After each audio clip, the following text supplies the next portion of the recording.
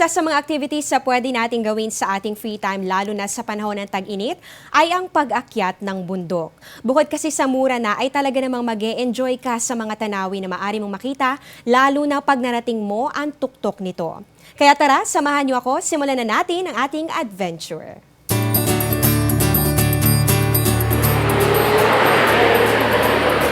Dahil ang aming destinasyon ay ang Nasugbu sa Batangas, kinailangan naming magdalawang sakay ng bulls.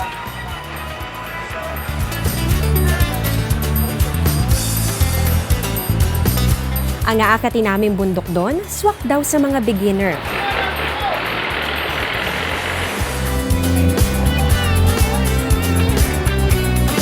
Makalipas ng 2 oras at kalahating biyahe, narating namin ang Sitio Batulawa.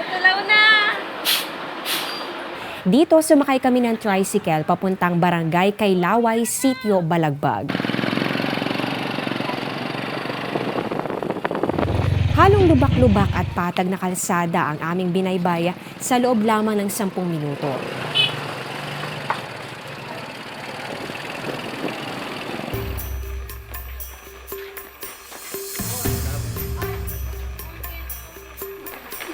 At dito sa Sitio Balagbag, magsisimula ng ating trek. Let's go! Ang trek nga na aming tatahakin ay papunta sa Mount Batulawa. Nakuha raw ang pangalan nito sa di inaasahang ganda ng kalikasan.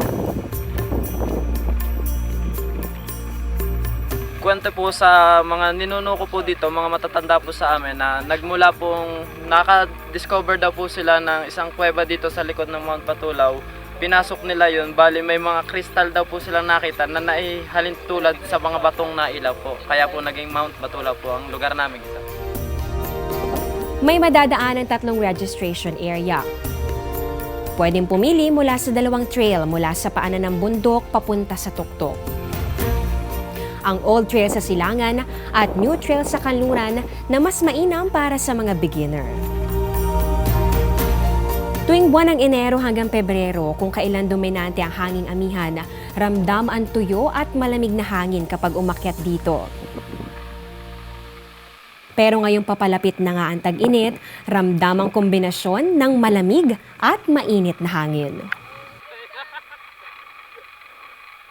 Taas-baba ang lalakaran sa maalikabok na lupa na minsan ay mabato.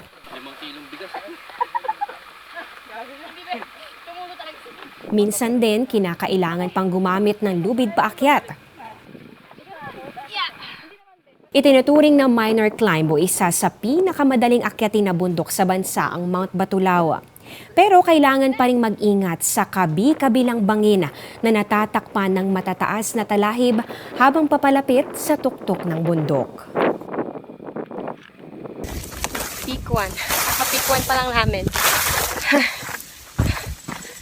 Matapos ang 12 peak o rurok na madadaanan at mahigit 3 oras na paglalakad sa tinatayang 811 meters above sea levels na bundok, makikita na nga ang nakamamanghang tanawin. Sulit ang pagod dahil na rin sa sarap ng simoy ng hanging sasalubong sa'yo. Sa amin!